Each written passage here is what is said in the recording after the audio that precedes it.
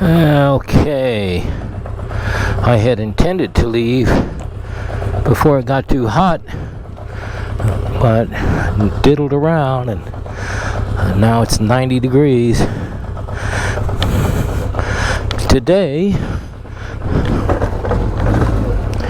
we're going to the Battle of Fishdam Ford, which is on the Broad River near Leeds, South Carolina, and it's about 50 miles one way. This is the maiden voyage of my new shocks, so we'll see if they bottom out like the originals did. That's why I replaced them. That's a long story. I'm going to tell you that as we get going here. It's about noon in mid-May.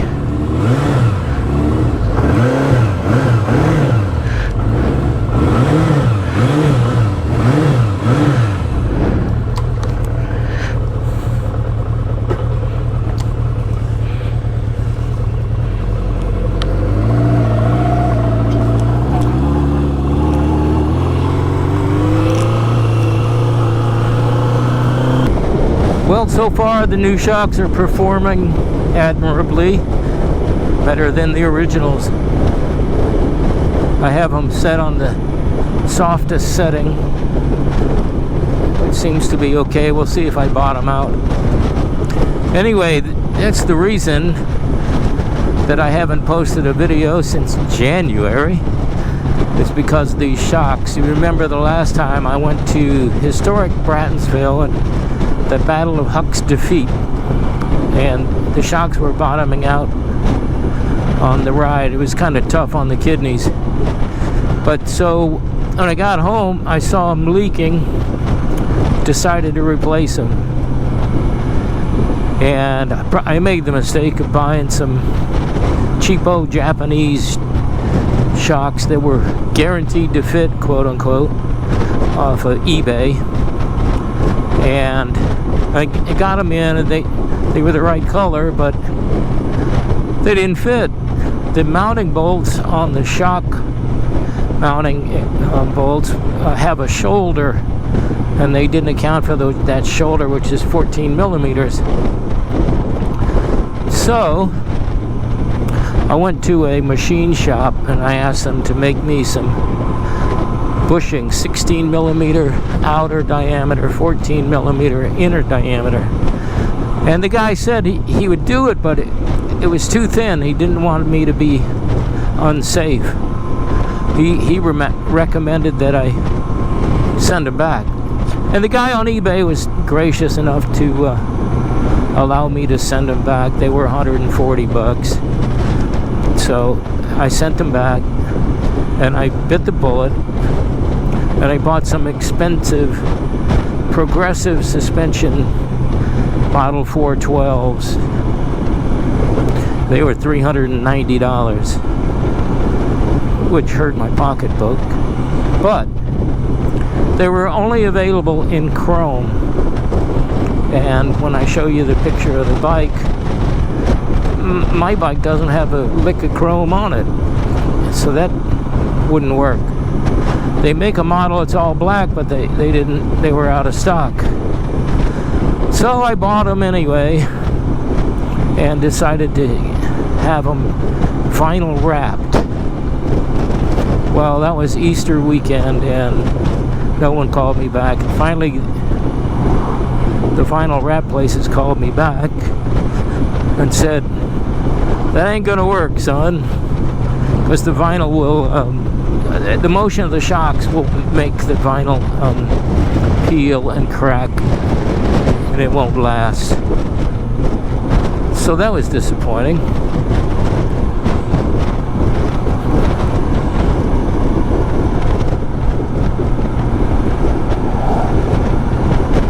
So then I got the bright idea to have them powder coated. And as you know, powder coating chrome is kind of tricky. It's not as easy as regular powder coating. So I called about 9 different powder coating places around here in Columbia and Charlotte, Rock Hill. Finally, one of them called me back, and he said he could do it. It's a small job, that's why they didn't want to tackle it. And I said I would bring him down. I showed him to him, and he said, yeah, I can do that. And he only charged me, let's see, it was $150, which I think was pretty good. So now I got new shocks that match the rest of the bike. Okay, so these are the new shocks. Progressive Industries 412s. And they match the rest of the bike, at least. They were originally chrome. Here's the old shocks, which were leaking and wouldn't hold air. So this is US 21, and this is the exact corner where I met the Buddhist monks that were walking all the way from Texas to Washington, D.C.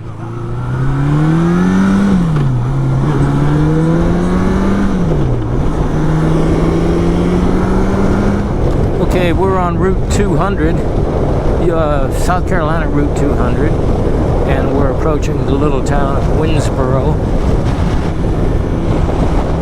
You know, the ironic thing about these new shocks, the bushings that they came with were the same 16 millimeter outer diameter, 14 millimeter inner diameter that the machine shop refused to make for me.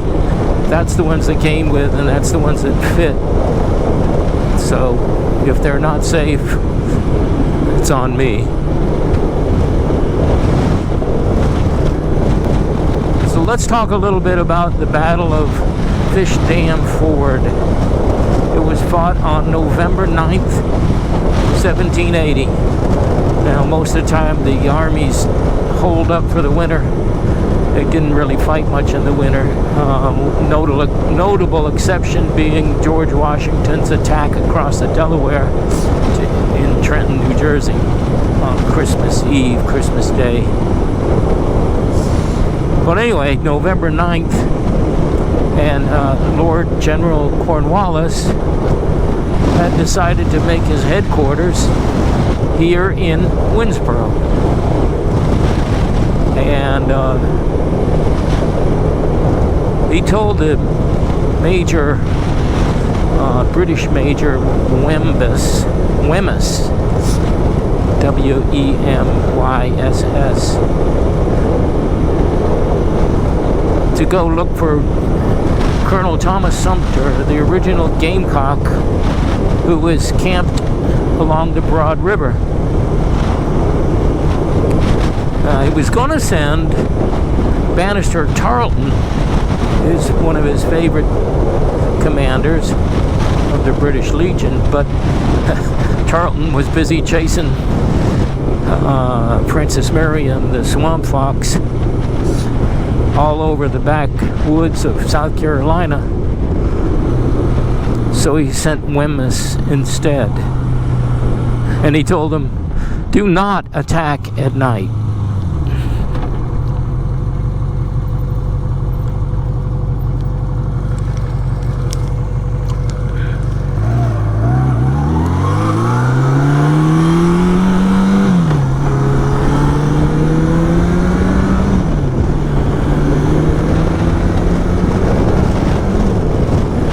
So this is part of Winsboro, and I call it the land of stone houses. I counted 13 stone houses along this route.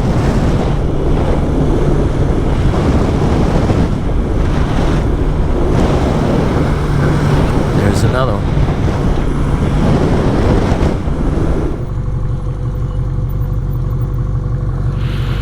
Now this guy over here has got some funky stuff going on. I think they call it art. My dad would call it junk. All kinds of stuff in the yard. And this is US 321. And I'm gonna go west on South Carolina Route 34.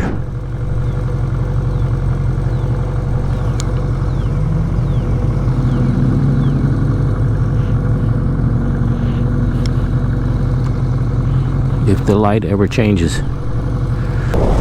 Still on South Carolina 34, and I'm approaching the little crossroads of Salem, and I think this is where I have to turn right.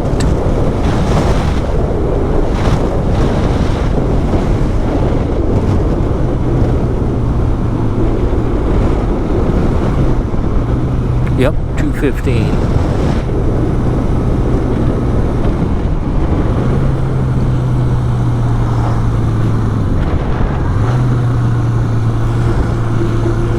Still in Fairfield County.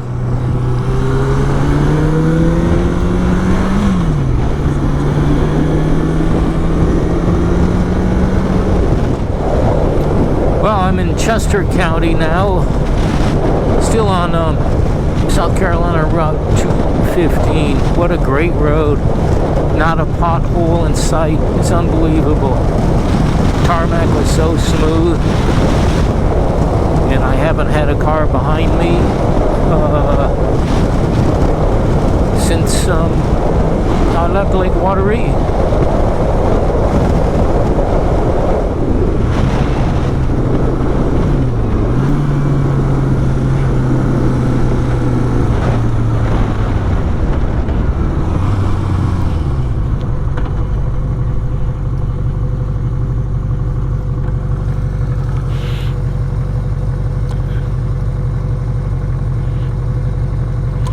Not that I don't trust you, sir, but I don't trust you. Well,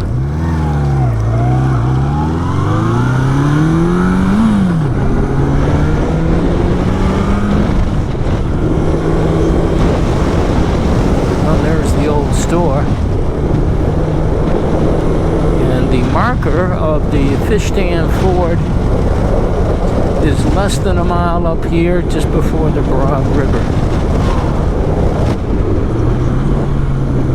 Should be right here. It is.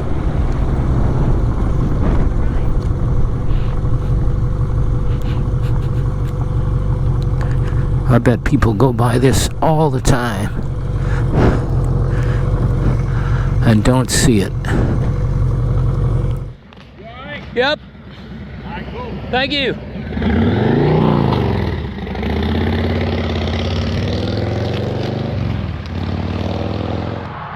Oh, here's the marker. Battle of Fishdam Ford on the east side of Broad River by an old Indian fish dam. General Thomas Sumter's camp was attacked before dawn. It was like 1 a.m. on November 9th, 1780 by the British 63rd Regiment and a detachment of the Legion, the British Legion, led by Major James Wemyss. The American campfires made excellent targets of the mounted British, who were severely defeated. Wemyss was taken prisoner by General Sumter. He was a colonel at times. I guess he was a general by now. And here's the stone marker erected by the Rotary Club in 1928. Let's walk on down to the Broad River and talk about the battle. Sumter moved his 400 troops down the Broad River to Fishdam Ford, and believing the British would not attack at night, went to his tent and fell asleep.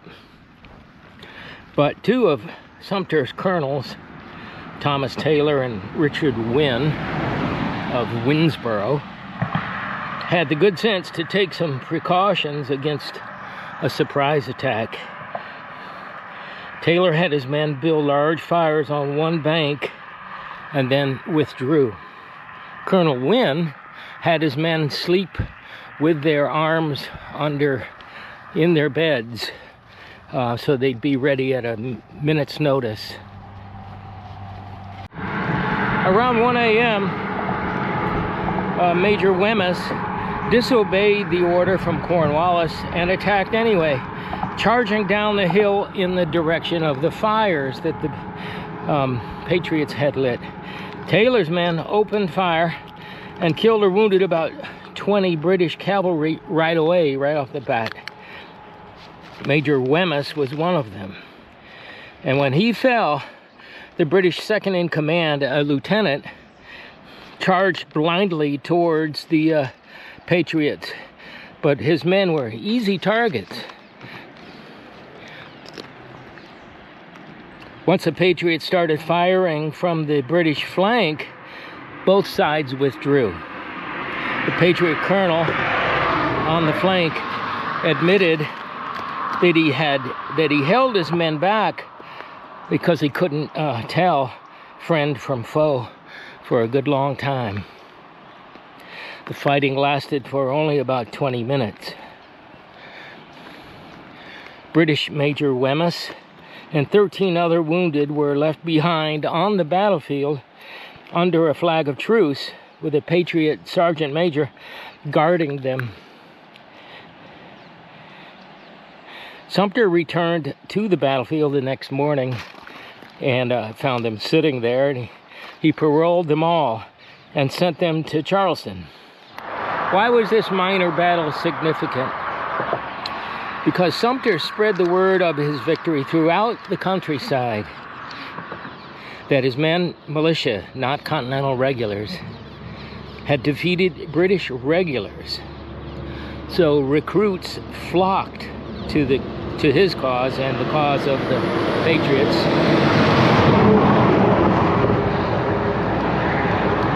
And his command grew to over 1,000 militia. It was one of several battles in this part of South Carolina in the latter stages of 1780 and 81 that led to the British being driven out of this area and leading to Cornwallis's ultimate surrender in Yorktown.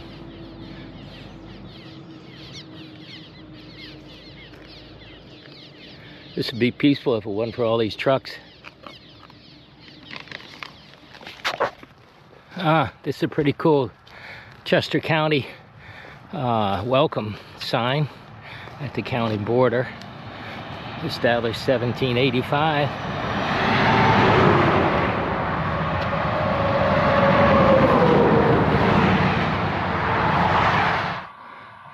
So, British losses: 4 killed in action, 23 wounded, and 14 captured. Patriot losses: 4 killed in action, 10 wounded, 0 captured. So I decided to come back home via a different route. This is South Carolina 72 and 121, and pretty soon I'm going to turn right south on US 21 again. There's not much to see along this route, just country living. Chester State Park. And I gotta say, it's warming up nicely out here. It's easily 90 right now. And my cooling vest has done its job, but it's stopped cooling. It's all evaporated.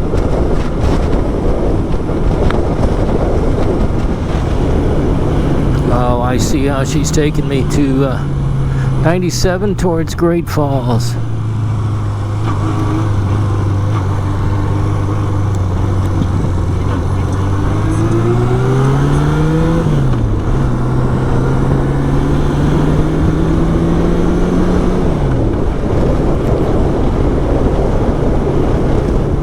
that was a good test of the shocks. Pretty smooth. Didn't bottom out. So far my kidneys feel great.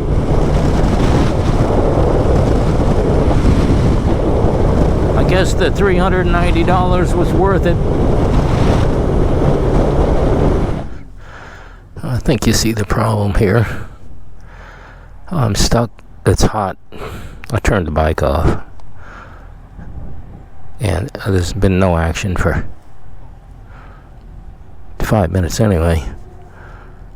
With 2 trucks behind me.